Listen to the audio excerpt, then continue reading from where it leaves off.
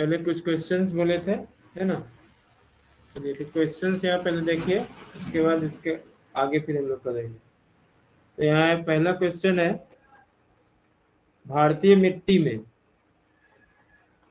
हाँ अब ठीक चल रहा है, भारतीय मिट्टी में प्रायः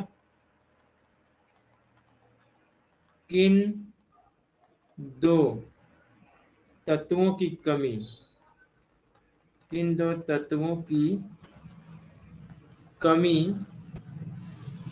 पाई जाती है, किन दो तत्वों की कमी पाई जाती है जिससे जिससे प्रति हेक्टेयर उत्पादन कम हो जाता है, प्रति हेक्टेयर उत्पादन कम हो जाता है, प्रति हेक्टेयर उत्पादन कम हो जाता है। पहला ऑप्शन है, ऑप्शन ए है नाइट्रोजन, नाइट्रोजन। ऑप्शन बी है फास्फोरस और नाइट्रोजन, फास्फोरस और नाइट्रोजन। ऑप्शन सी है पोटेशियम और सल्फर, पोटेशियम और सल्फर। और ऑप्शन डी है एल्युमिनियम और लोहा, एल्युमिनियम और लोहा। चलिए इसका बताइए, भारतीय मिट्टी में प्रायः किन दो तत्वों की कमी पाई जाती है जिससे प्रति हेक्टेयर उत्पादन कम हो जाता है। पहला नाइट्रोजन, दूसरा फास्फोरस और नाइट्रोजन, तीसरा पोटेशियम और चौथा पोटेशियम और सल्फर और चौथा एल्युमिनियम और लोहा। बताइए किन दो तत्वों की कमी हो जाती, कमी के कारण उत्पादन में कमी आता है। Option B. Option B, very good. या चैट में लिख के बोल सकते हैं अनीता, चैट में भी बता सकते हैं। और कोई? हाँ बी नंबर होगा सर। इसका सही आंसर होगा बी, फास्फोरस और नाइट्रोजन। फास्फोरस और नाइट्रोजन के कमी के कारण भारतीय मिट्टी में जो है ये प्रति हेक्टेयर उत्पादन कम हो जाता है। तो इस प्रकार से मिट्टी से क्वेश्चन आता है, ठीक है। ये पूछा हुआ क्वेश्चन है वीवीआई। चलिए आगे हम लोग देखते हैं, अगला क्वेश्चन हम लोग लेते हैं,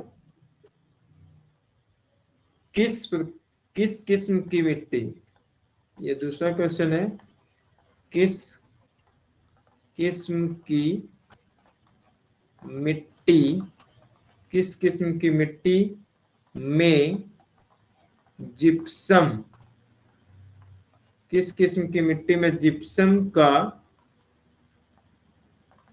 प्रयोग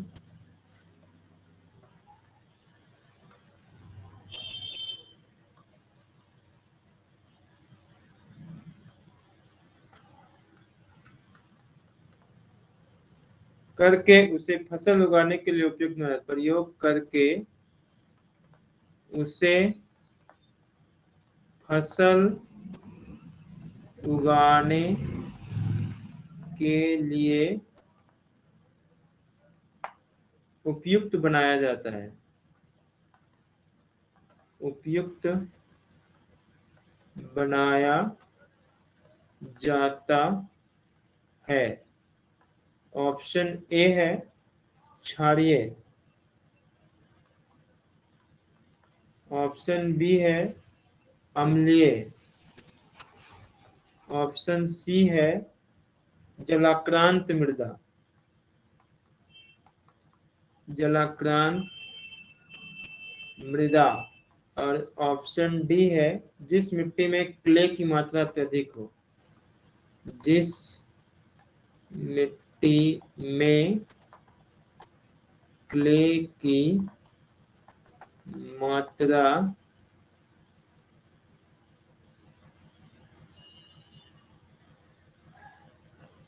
क्ले की मात्रा अत्यधिक हो। चलिए बताइए, किस किस्म की मिट्टी में जिप्सम, यहाँ पर एक वर्ड है जिप्सम का प्रयोग करके उसे फसल उगाने के लिए उपयुक्त बनाया जाता है। जिप्सम का प्रयोग करके उसे फसल उगाने के लिए उपयुक्त बनाया जाता है। चलिए ऑप्शन बताइए, आंसर बताइए। दीपक का या डी? अनीता और विकास।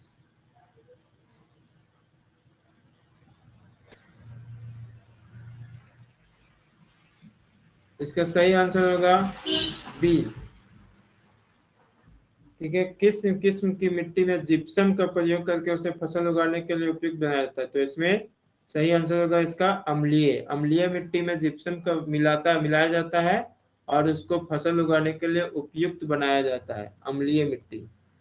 ठीक है, चलिए अगला हम लोग देखते हैं। हाँ, अब हम लोग आगे, उसके बाद कंप्लीट होने के बाद फिर आगे हम लोग देखेंगे क्वेश्चंस। तो अभी हम लोग इसको यहीं पर स्टॉप करते हैं और फिर क्लास स्टार्ट करते हैं। चलिए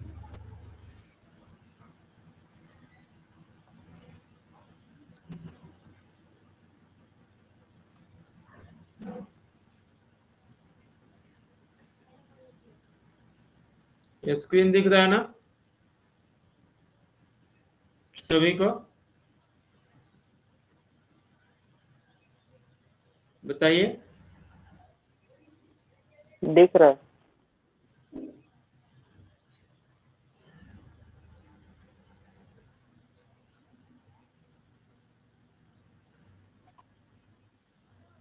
चलिए, ये भारत की मिट्टियां, ये हम लोग पढ़ चुके हैं, है ना।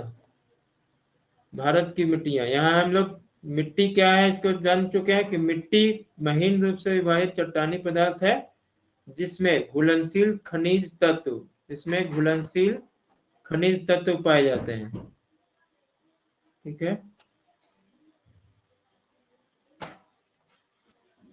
घुलनशील खनिज तत्व पाए जाते हैं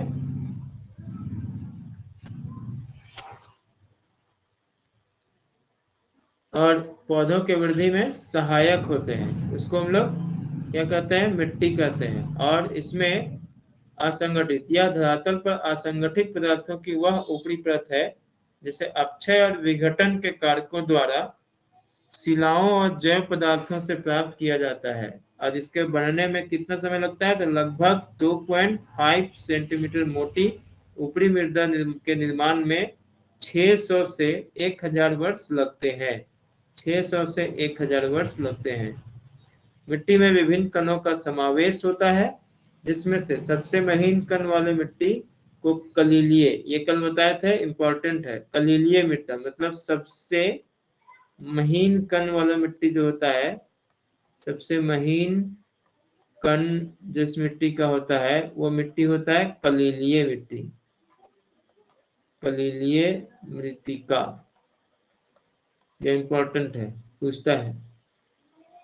अब यहाँ कणों के बढ़ते आकार के आधार पर, कणों के बढ़ते आकार के आधार पर यहाँ पर मिट्टी 6 प्रकार का होता है, जो कि हम कल यहाँ पिछले क्लास में बता चुके हैं।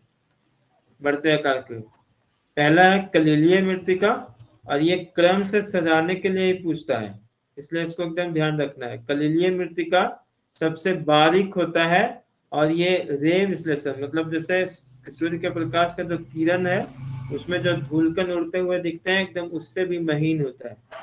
दूसरा होता है मृत्तिका, इसके जो कण का जो है वो मिलीमीटर में है, ये 0.002 से भी कम मिलीमीटर, मिलीमीटर में ये जो यूनिट है वो मिलीमीटर में दिया गया है।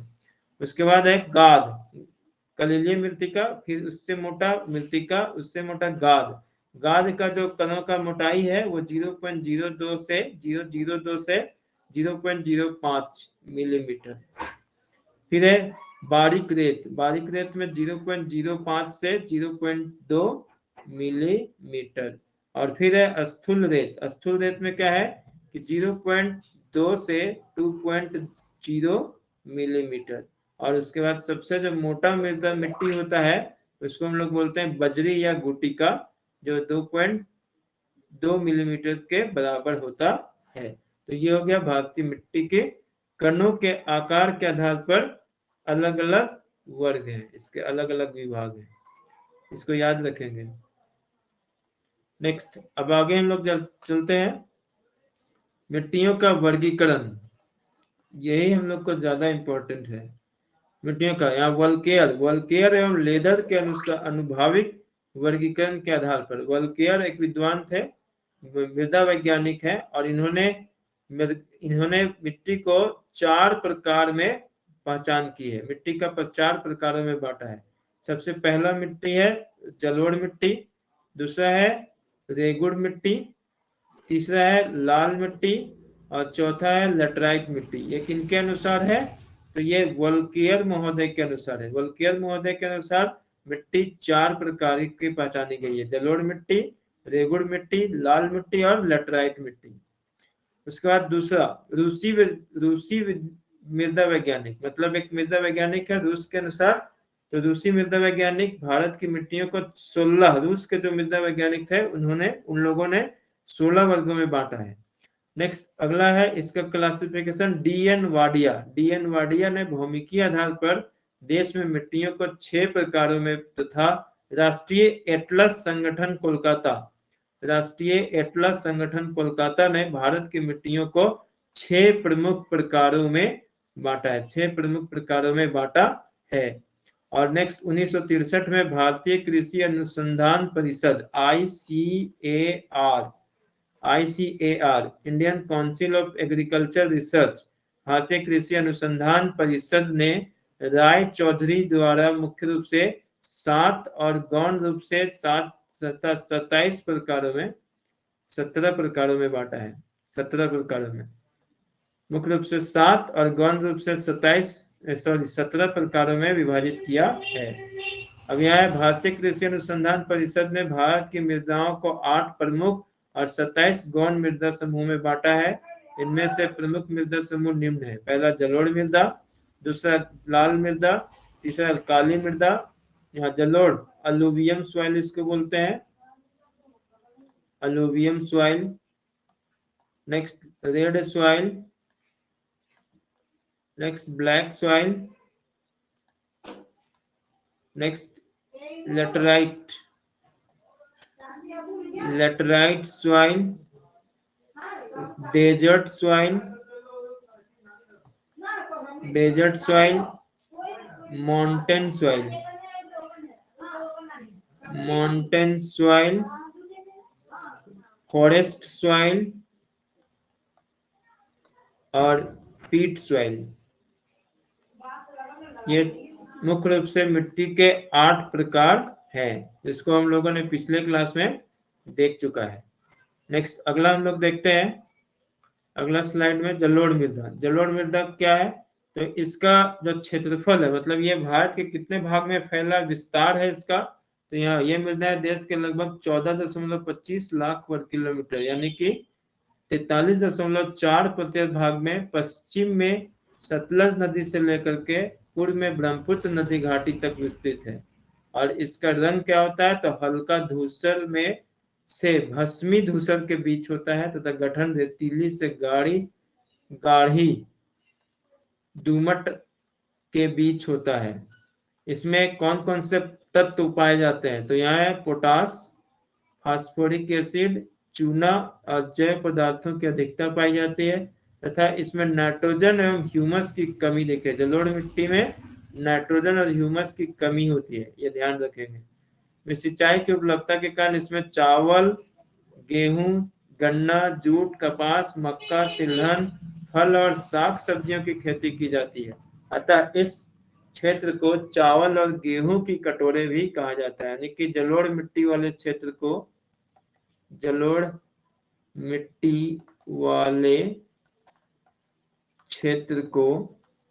क्या कहा जाता है? चावल और गेहूं का कटोरा, याद रखेंगे इसको, गेहूं का कटोरा कहा जाता है।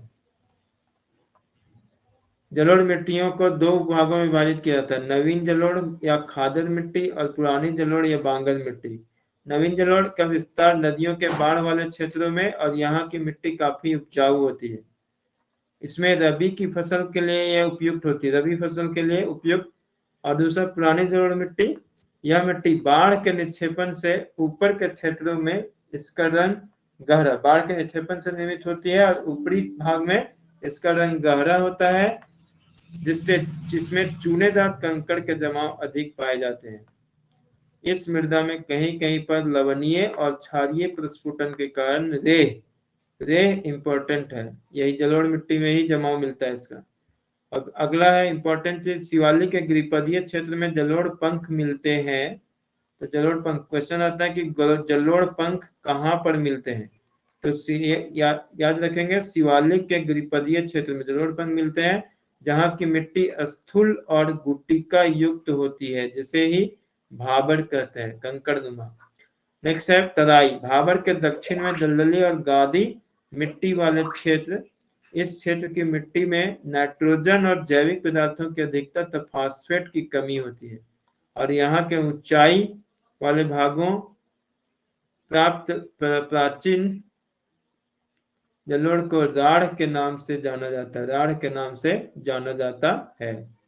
नेक्स्ट अगला स्लाइड हम लोग देखते हैं, परिवहन के कारकों के आधार पर जलोढ़ मिट्टी को दो प्रकारों में, यानी जल द्वारा निर्मित और वायु द्वारा निर्मित में बांटा जाता है। जल द्वारा निर्मित जलोढ़ मिट्टी के अंतर्गत नदीय, सरोवरीय एवं तटीय तथा वायु द्वारा निर्मित लोयस एवं रेतीली मिट्टियां आती है। ये लोयस और के बारे में क्वेश्चन आता है। अब यहाँ दूसरा प्रकार इसका है लाल मिट्टी। लाल मिट्टी यह देश का दूसरा प्रमुख मृदा है, ये सब पढ़ा चुके हैं पहले ही। दूसरा प्रमुख मृदा है जिसका विस्तार लगभग 6.1 लाख वर्ग किलोमीटर क्षेत्र में और 18.6% पर प्रायद्वीपीय क्षेत्र में, दक्षिण में तमिलनाडु से उत्तर में बुंदेलखंड तक और पश्चिम में कच्छ से पूरब में राजमहल पहाड़ियों तक पाया जाता है। इसका वितरण कहाँ कहाँ पर यह पाया जाता है, तो मुख्यतः पश्चिमी तमिलनाडु में, कर्नाटक में, दक्षिणी महाराष्ट्र, छत्तीसगढ़, आंध्र प्रदेश, उड़ीसा एवं छोटानागपुर पठार में पाया जाता है। सतह पर लाल और सतह के नीचे जाने पर इसका रंग क्या हो जाता है, पीत में यानी पीला में बदल जाता है। इसका गठन रेत से मृत्तिका के बीच पाया जाता है और आकारिकीय दृष्टि से राय चौधरी ने लाल मिट्टी को दो भाग में, लाल दोमट और रेतीली दोमट के रूप में बांटा है। ICAR Indian council of agriculture research ने इसे 4 भागों में, यानी कि एक लाल मिट्टी, दूसरा लाल बजरी युक्त मिट्टी, लाल और पीली मिट्टी और 4 लाल और काली मिट्टी में बांटा है। लाल और काली मिट्टी में बांटा है। तो ये लाल मिट्टी था, पिछले क्लास में हम बता भी चुके हैं। ठीक है, यहाँ तक कोई दिक्कत किसी को?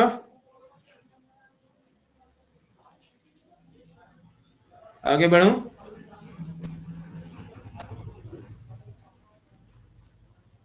चलिए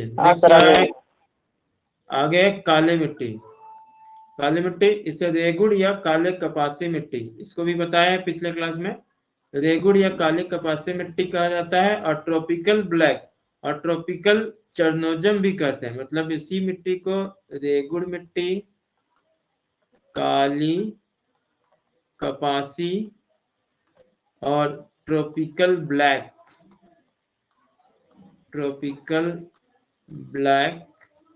और ट्रॉपिकल चरनोजम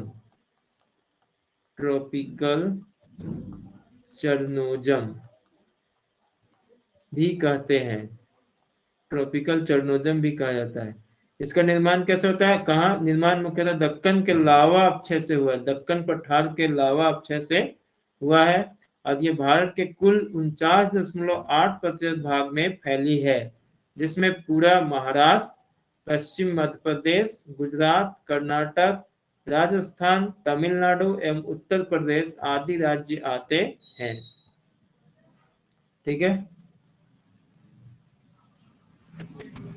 यह उन क्षेत्रों में पाई जाती है जहां की वार्षिक वर्षा की मात्रा कितना है, तो 50 से 75 सेंटीमीटर तक होती है, और वर्षा के दिनों की संख्या अगर देखा जाए तो 30 से 50 दिन जहां पर होगा वहीं पर ये इस प्रकार यानी काली मिट्टी पाए जाएंगे, और इसका रंग होता है गहरा काला से हल्का काला, और चेस्टनट की तरह ये होता है, किंतु इसे नाइट्रोजन, फास्फोरस और जैव पदार्थों का अभाव, इसमें क्या होता है कि नाइट्रोजन, फास्फोरस और जैव पदार्थों का अभाव पाया जाता है।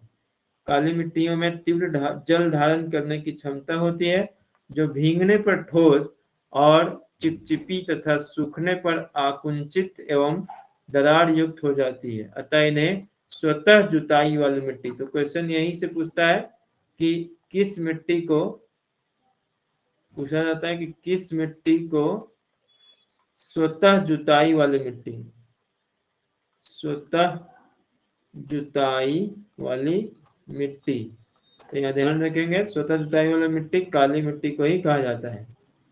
ठीक है, अब यहाँ लैटराइट मिट्टी, लैटराइट मिट्टी में क्या है, इसका सर्वप्रथम अध्ययन सन 1905 में बुकनन द्वारा किया गया। इनका नाम लैटिन भाषा के शब्द लैटर से लिया गया है, जिसका अर्थ ईंट होता है, ईंट। ठीक है, भीगने पर यह मिट्टियां मक्खन की तरह मुलायम हो जाती है और सूखने पर काफी कड़ी या कठोर हो जाती है, लौह ऑक्साइड और ढेलेदार हो जाती है। लौह ऑक्साइड के कारण इसका रंग लाल, इसका रंग लाल क्यों होता है, तो इसमें चूंकि लोहे के ऑक्साइड पाए जाते हैं इसलिए इसका रंग लाल हो जाता है। और इसका विस्तार कितना क्षेत्र में है, तो यहाँ पर भारत के कुल क्षेत्रफल के 1.22 लाख वर्ग किलोमीटर में यह लैटराइट मिट्टी फैला है, विस्तृत है, और इसका पर्याप्त विकास सह्याद्री, पूर्वी घाट, राजमहल पहाड़ियां और विंध्य में हुआ है, विंध्य में हुआ है।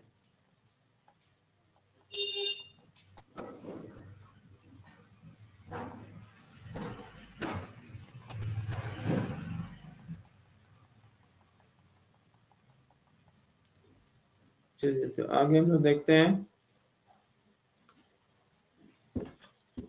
हाँ, इसके अतिरिक्त केरल में भी, कर्नाटक और महाराष्ट्र तथा आंध्र प्रदेश, उड़ीसा, पश्चिम बंगाल, असम, मेघालय एवं झारखंड आदि में भी इस मिट्टी का फैलाव या विस्तार पाया जाता है। ये कम उपजाऊ होता है, किंतु उर्वरकों के इस्तेमाल से, क्योंकि लेटराइट मिट्टी क्या है, बहुत ही कठोर होता है और इसमें वर्षा की मात्रा भी बहुत कम होता है, तो इस वजह से ये उपजाऊ भी बहुत कम है, कम उपजाऊ होता है। और लेकिन इसमें अगर उर्वरकों के प्रयोग से, इसमें खाद वगैरह डाल करके कपास, चावल, रागी, गन्ना, कपास, चावल, रागी, गन्ना, दाल, चाय, कहवा और काजू आदि की कृषि की जाती है।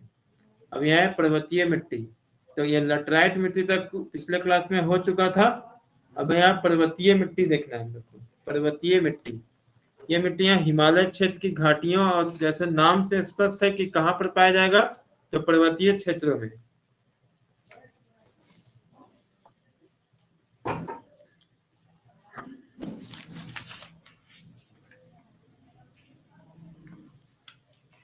पर्वतीय क्षेत्रों में पाया जाएगा, तो ये मिट्टियां हिमालय क्षेत्र की घाटियों और ढालों पर, कितना ऊंचाई, 2700 से 3000 मीटर की ऊंचाई वाले क्षेत्रों में पाई जाती है। ये मृदाएं परिपक्व है। हाँ बोलिए, थोड़ा जूम कीजिए ना सर, दिखाई नहीं दे रहा है। दिखाई नहीं पड़ रहा है? नहीं सर। दीपक जी आप स्क्रीन खुद से जूम कर सकते हैं, खुद से भी कर सकते हैं। खुद से भी कर सकते हैं। यहाँ दिख रहा है, अब दिख रहा है, अब दिखाई दे रहा है? यस सर, दिखाई दे रहा है। हाँ, पर्वतीय मिट्टियां यहाँ है। ये मिट्टी हिमालय क्षेत्र की घाटियों और ढालों पर कितना ऊंचाई में, 2700 से 3000 मीटर की ऊंचाई वाले भागों में पाई जाती है। ये मृदाएं छिछली और अपरिपक्व होती है तथा कार्बन नाइट्रोजन अनुपात अधिक होता है। इसमें कार्बन और नाइट्रोजन का जो अनुपात है वो अधिक होता है। रंग इसका कैसा होता है, तो गहरा भूरा रंग होता है। पर्वतीय मिट्टियों का रंग गहरा भूरा होता है। इसमें ऊंचे भाग की मिट्टी को वन आवरण शिलाओं, मतलब चूंकि पर्वतों में क्या होता है, वन होता है, वन से ढका होता है, तो ऊंचे भाग की मिट्टी वनावरण शिलाओं, ढाल और वर्षा के आधार पर भूरी मिट्टी, लाल दोमट, रेंडजीना एवं ग्ले आदि वर्गों में विभाजित किया जाता है। ठीक है, इसको 4 भाग में, पहला कौन, भूरी मिट्टी में, लाल दोमट में, रेंडजीना में और ग्ले आदि 4 भाग, पर्वतीय मिट्टी को 4 प्रकारों में बांटा गया है। नेक्स्ट है मरुस्थलीय मृदाएं। मरुस्थलीय मृदा में क्या है, इसका विकास शुष्क और अर्ध शुष्क जलवायु वाले दशाओं में हुआ है। मरुस्थल, यहाँ पर अर्थ या डेजर्ट मतलब जल का अभाव, जल की कमी हुए, वर्षा का मात्रा बहुत कम है, तो यहाँ पर कैसा होगा, शुष्क या अर्धशुष्क क्षेत्र होगा। तो चूंकि शुष्क और अर्धशुष्क क्षेत्र में पाया जा रहा है, इसलिए इस मिट्टी को इस प्रकार का यानी मरुस्थलीय मिट्टी कहा जाता है।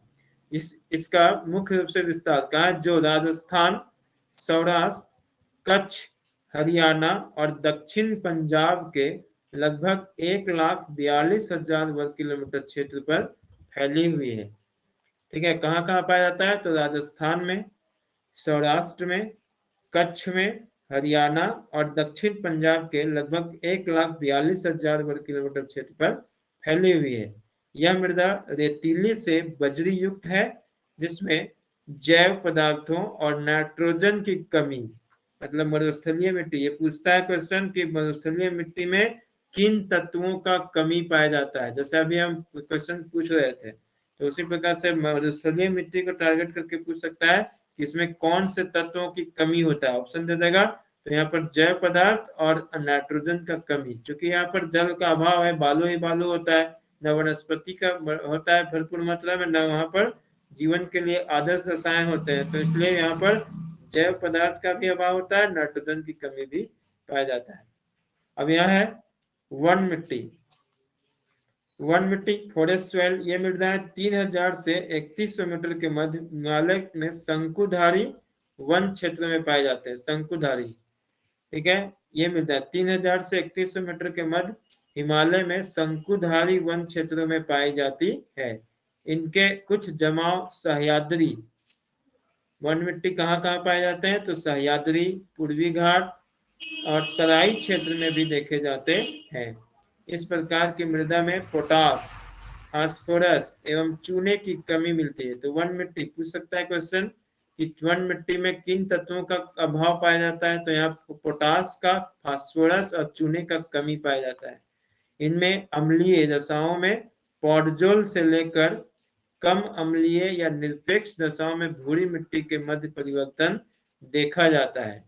ठीक है, पॉडजोल से लेकर, पॉडजोल एक प्रकार की मिट्टी है जो शंकुधारी वन में पाया जाता है।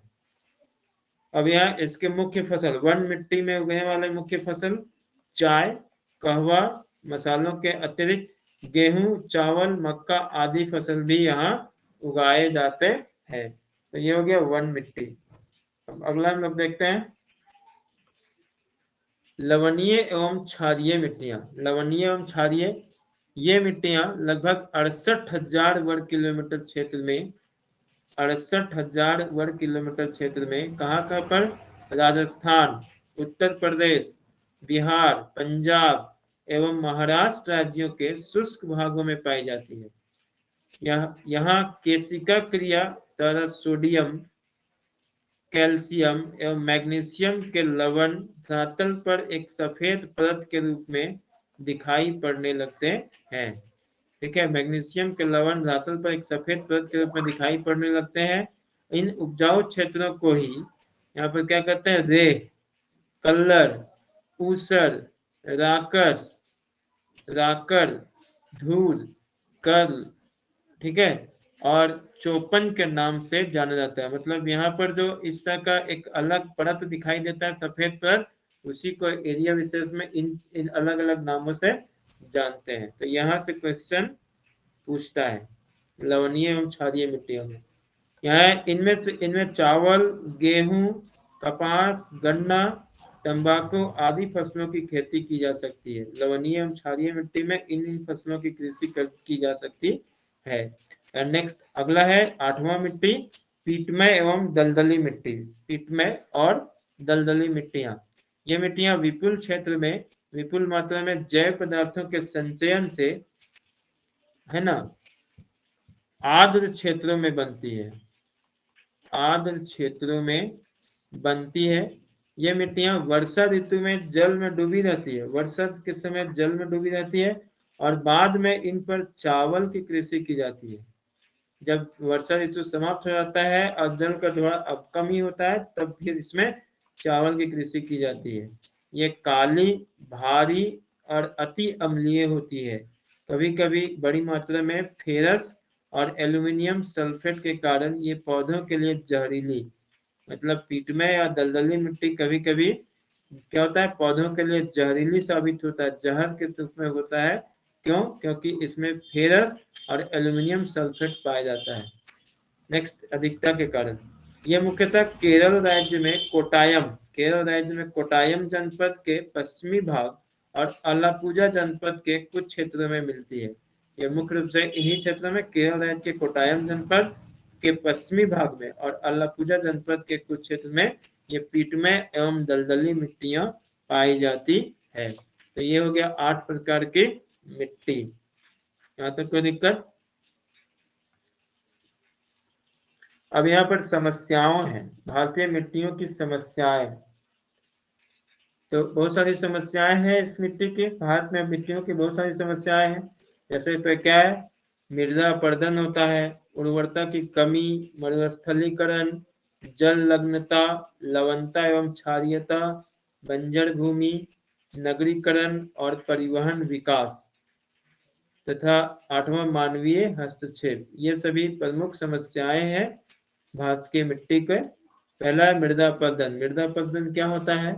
तो प्राकृतिक अभिकर्ता जैसे जल, वायु आदि द्वारा मिट्टी के ऊपरी आवरण के क्रमिक अपनयन को मृदा अपरदन कहते हैं।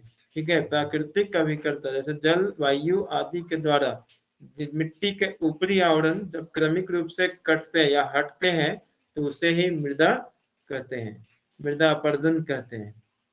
अपरदन के अभिकर्ता में जल, वायु और समुद्री लहरें प्रमुख हैं। भारत में जल द्वारा मृदा अपरदन के 3 कारक हैं। पहला परत अपरदन, जिसको सीट इरोजन भी कहते हैं, सीट इरोजन। दूसरा नदिका अपरदन या नलिका अपरदन, नदिका अपरदन और अवनलिका अपरदन आदि, इसको गली इरोजन, गली इरोजन भी कहते हैं।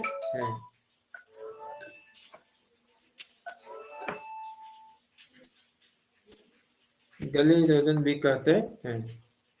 हेलो,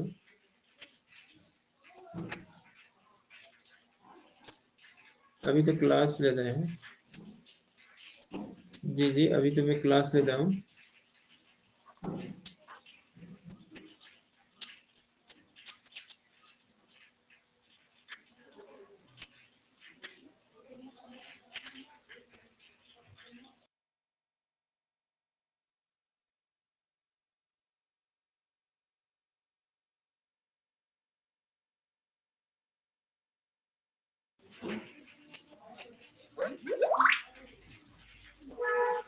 ठीक है, तो ये मुख्य समस्याएं हैं इनके।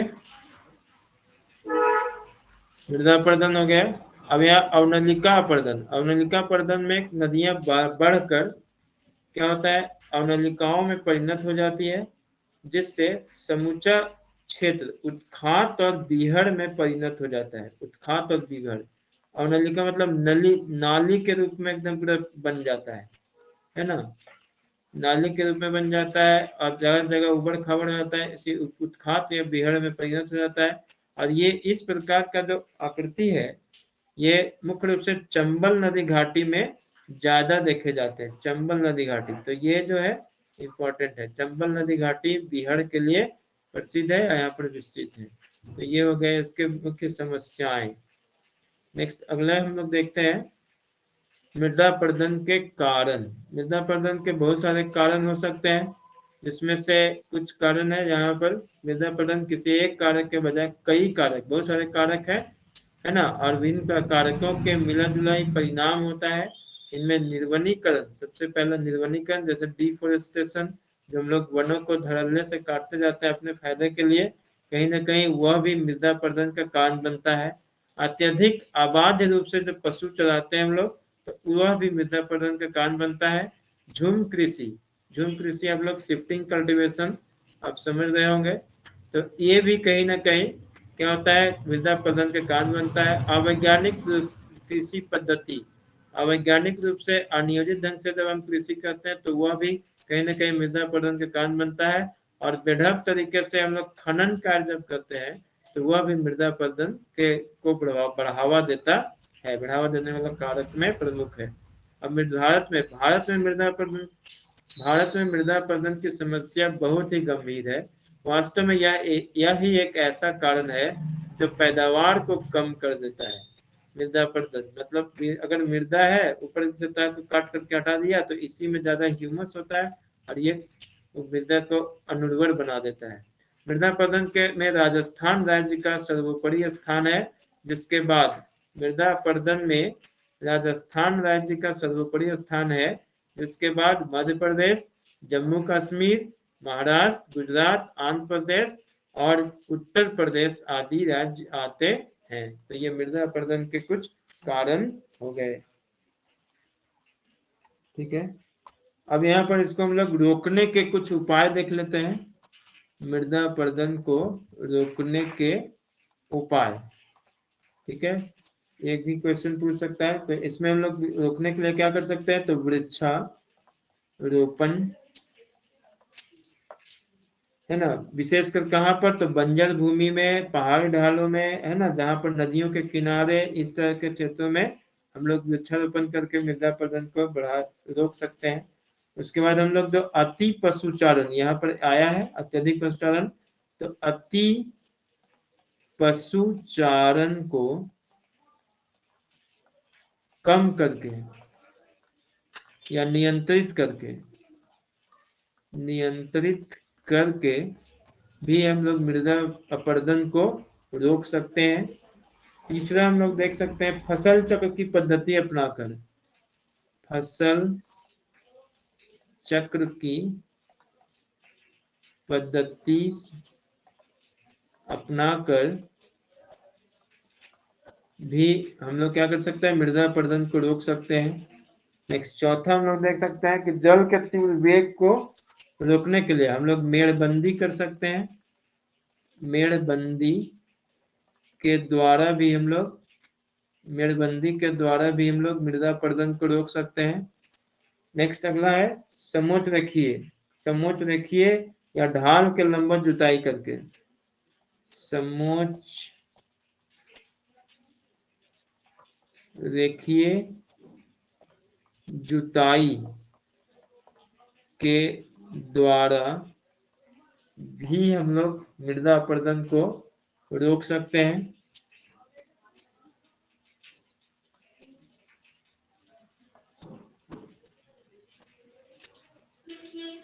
उसके बाद हम लोग उबड़ खाबड़ भूमि को समतल करके, उबड़ खाबड़ भूमि जो है उसको, भूमि को समतल करके भी हम लोग क्या कर सकते हैं, मृदा अपरदन को रोक सकते हैं।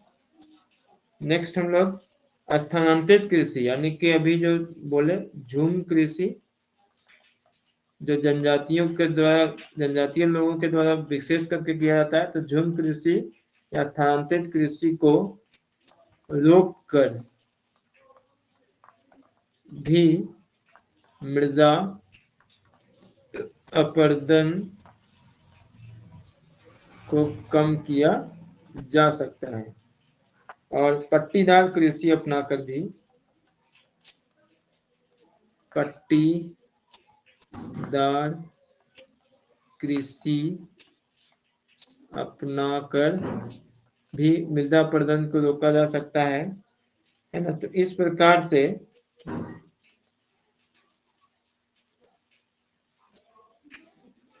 उसके बाद कृषि भूमि को परती एवं खुला हुआ कम से कम छोड़ना, कम से कम छोड़ करके भी हम लोग इसको रोक सकते हैं। तो इस प्रकार से हम लोग क्या कर सकते हैं, मृदा अपरदन को रोक सकते हैं। तो ये हो गया मृदा अपरदन, है ना। तो ये हम लोग को मिट्टी चैप्टर में इतना ही हम लोग को पढ़ना था, ठीक है।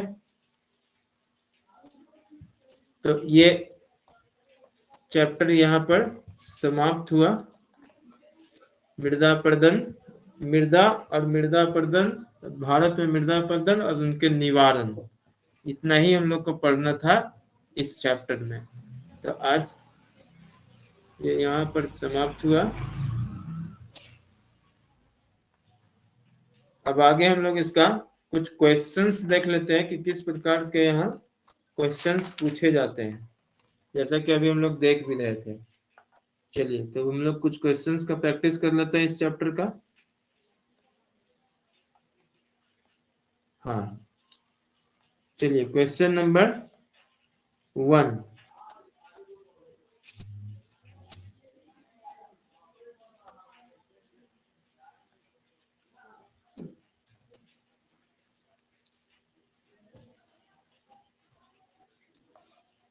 किस क्वेश्चन हम यहाँ दे रहे हैं, किस मृदा को सिंचाई की सबसे कम आवश्यकता होती है, क्योंकि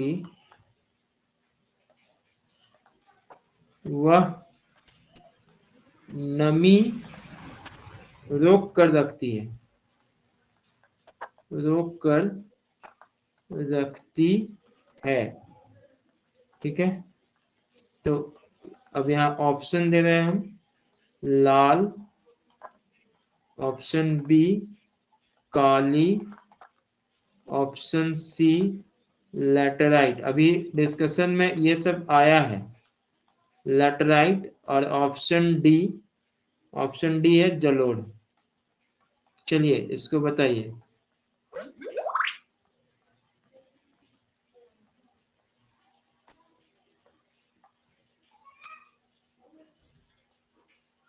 किस मृदा को सिंचाई की सबसे कम आवश्यकता होती है, वह नमी, क्योंकि वह नमी को रोक कर रखती है। पहला लाल, दूसरा काली, तीसरा जलोढ़, तीसरा लेटराइट और चौथा जलोढ़।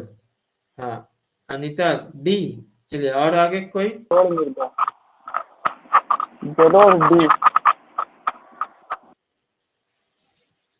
हाँ इसका सही उत्तर होगा, इसका सही उत्तर होगा बी काली मिट्टी।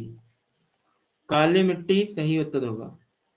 किस मृदा, काली मिट्टी को सिंचाई की सबसे कम आवश्यकता होती है, क्योंकि इसमें नमी सोखने की क्षमता होती है। बताए भीगने पर बहुत ज्यादा गीला हो जाएगा, फिर कठोर होगा, दरार भी पड़ेगा।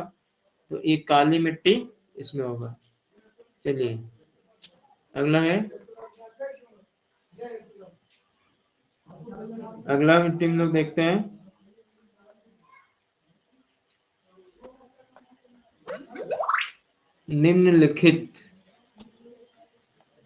निम्नलिखित में किस प्रकार की मृदा की जल धारण क्षमता सबसे कम होती है, सबसे कम होती है? ऑप्शन ए है बलुई दोमट,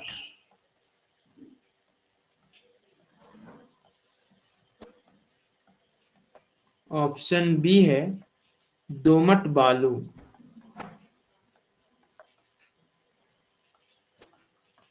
ऑप्शन सी है मटियार दोमट,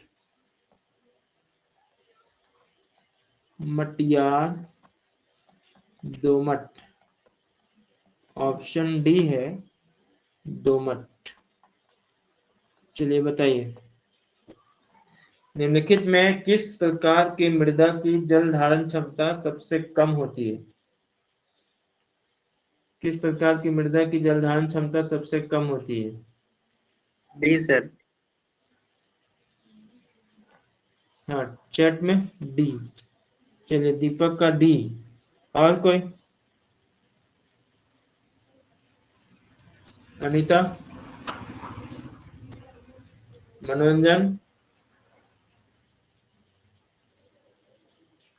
इसका सही आंसर होगा ए, बलुई दोमट।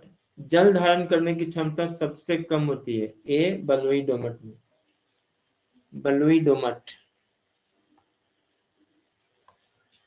चलिए चौथा क्वेश्चन है, भारत में सर्वाधिक क्षारीय क्षेत्र, भारत में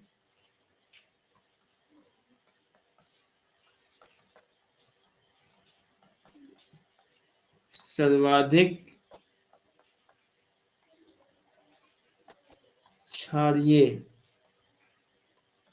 क्षेत्र पाया जाता है, सर्वाधिक क्षारीय क्षेत्र पाया जाता है। ऑप्शन ए गुजरात में, ऑप्शन बी हरियाणा में, हरियाणा में, ऑप्शन सी पंजाब में, और ऑप्शन डी उत्तर प्रदेश राज्य में, उत्तर प्रदेश राज्य में। बताइए, भारत में सर्वाधिक क्षारीय क्षेत्र पाया जाता है, कहाँ पाया जाएगा? भारत में सर्वाधिक क्षारीय क्षेत्र पाया जाता है गुजरात में, हरियाणा में, पंजाब में, उत्तर प्रदेश राज्य में। ए नंबर होगा सर, गुजरात। चलिए, अगर अनम्यूट करने में दिक्कत है तो चैट में अब लिख के दे सकते हैं। हाँ, चलिए इसका सही आंसर होगा ए, गुजरात में। इसका भारत में सर्वाधिक क्षारीय क्षेत्र ए, गुजरात में पाया जाता है। चलिए क्वेश्चन नंबर 5,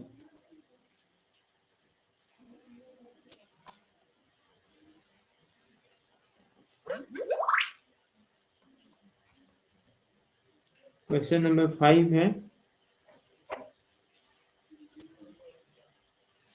भारत की लेटराइट मिट्टियों के बारे में, भारत की लेटराइट मिट्टियों के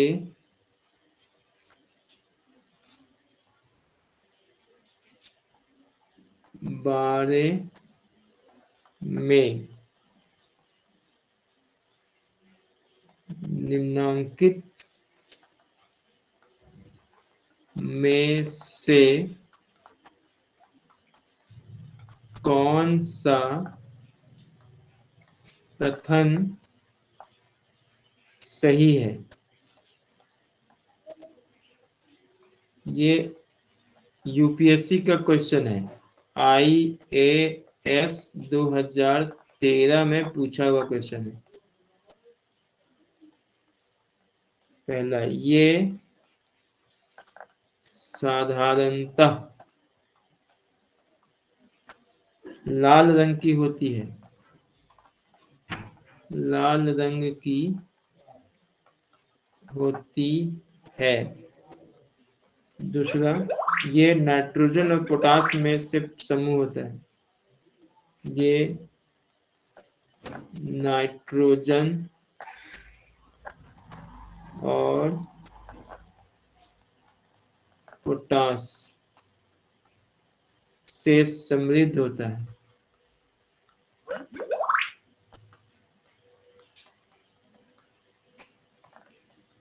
और तीसरा, इनका राजस्थान तथा उत्तर प्रदेश में अच्छा विकास हुआ है। इनका राजस्थान तथा उत्तर प्रदेश में अच्छा विकास हुआ है। और चौथा है, इन मिट्टियों में टैपियोका, इनमें टैपियोका और काजू, ये फल का नाम है, और काजू की अच्छी उपज होती है। काजू की अच्छी उपज होती है। ऑप्शन ए है, यहाँ कूट में है 1, 2 और 3। बी है 2, 3 और 4। सी में है 1 और 4 और डी में है 2 और 3। चलिए बताइए, भारत की लैटराइट मिट्टियों के बारे में निम्नलिखित में से कौन सा कथन सही है? ये साधारणतः लाल रंग की होती है, ये नाइट्रोजन और पोटाश से समृद्ध होता है, इनका राजस्थान तथा उत्तर प्रदेश में अच्छा विकास हुआ है, और चौथा, इनमें टैपियोका और काजू की अच्छी उपज होती है। इनमें टैपियोका और काजू की अच्छी उपज होती है।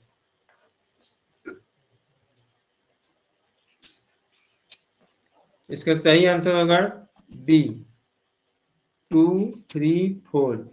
ये नाइट्रोजन और पोटाश में से समृद्ध होता है, राजस्थान तथा उत्तर प्रदेश में इसका विकास अच्छा हुआ है, और इनमें टैपियोका और काजू की अच्छी उपज होती है। एक्सप्लेनेशन में इसको लिखवाए भी है, ध्यान दीजिएगा, ठीक है। चलिए, तो ये हो गया मिट्टी।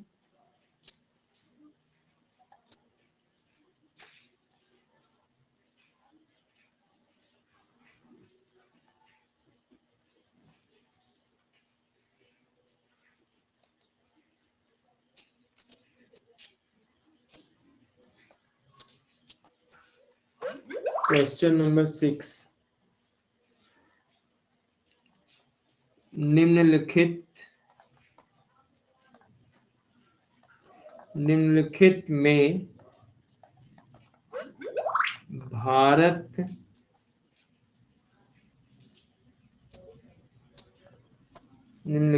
भारत का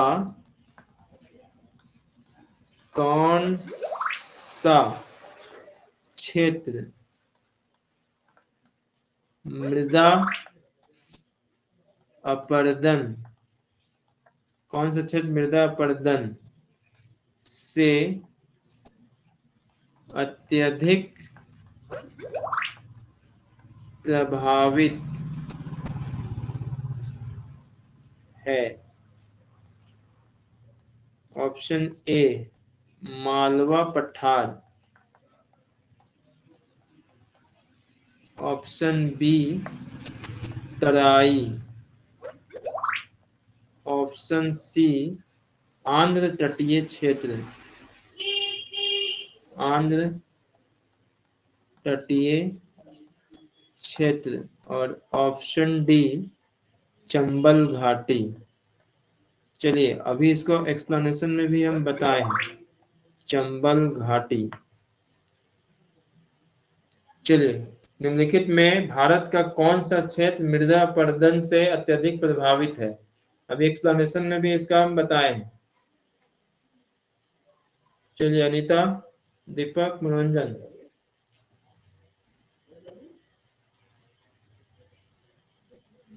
आवाज नहीं जा रहा है क्या? आवाज मिल रहा है ना? इसका सही आंसर होगा चंबल घाटी। चंबल घाटी इज द राइट आंसर।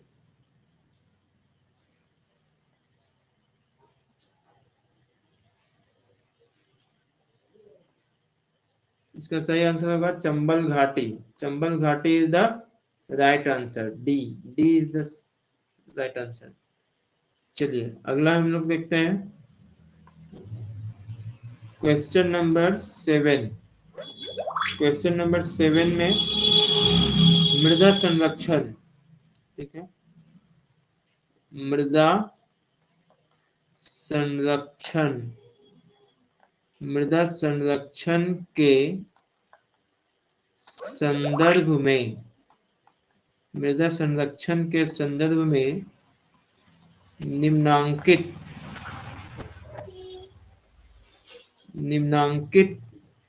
प्रचलित पद्धतियों पर विचार कीजिए। प्रचलित पद्धतियों पर विचार कीजिए। ठीक है, यहाँ है, पहला है सस्यावर्तन। सस्यावर्तन मतलब होता है फसलों का हेर फेर। दूसरा है बालू की बाढ़, बालू की बाढ़।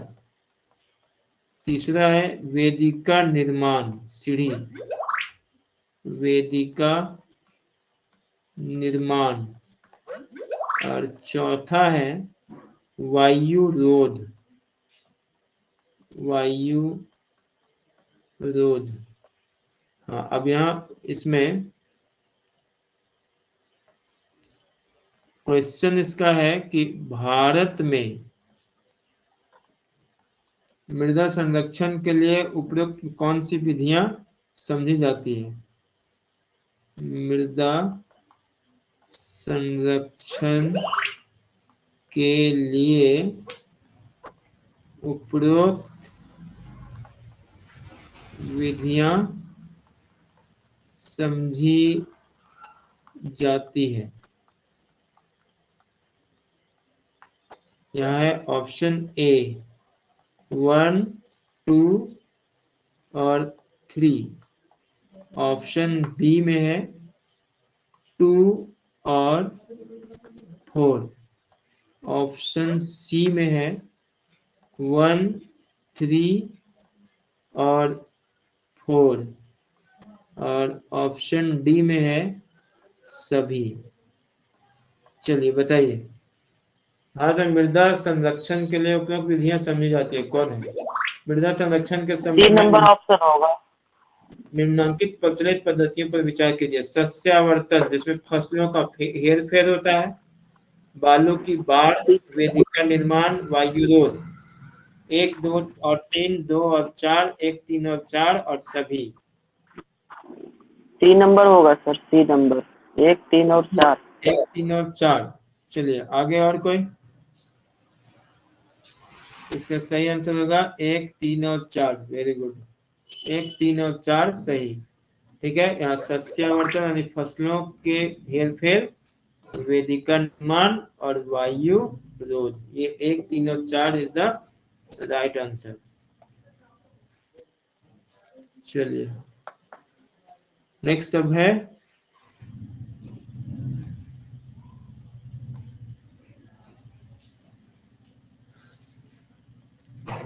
नेक्स्ट क्वेश्चन हम लोग देखते हैं।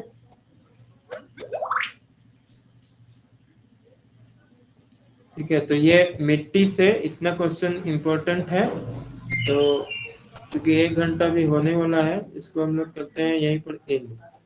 और अगले दिन हम लोग अगला टॉपिक होगा, ये प्राकृतिक पहलू जो था हम लोग का भारत के भूगोल में, 1 यूनिट समाप्त हो गया। ठीक है, अब हम लोग मानवीय सर पहलू आज वाला देखेंगे। नोट्स जो है सर, एक बात आज बोलिए।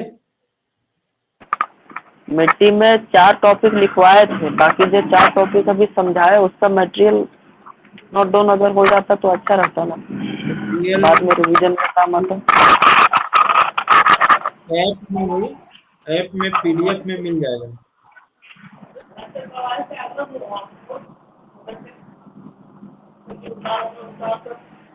ठीक है सर।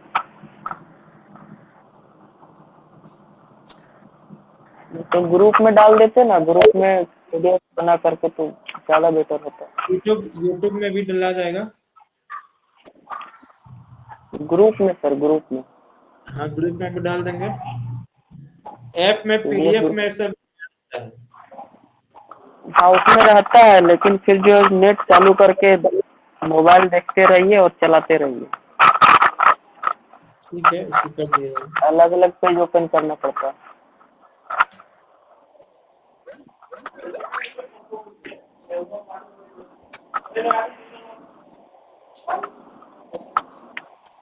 तो अभी क्लास यहीं पर हम एंड करते हैं।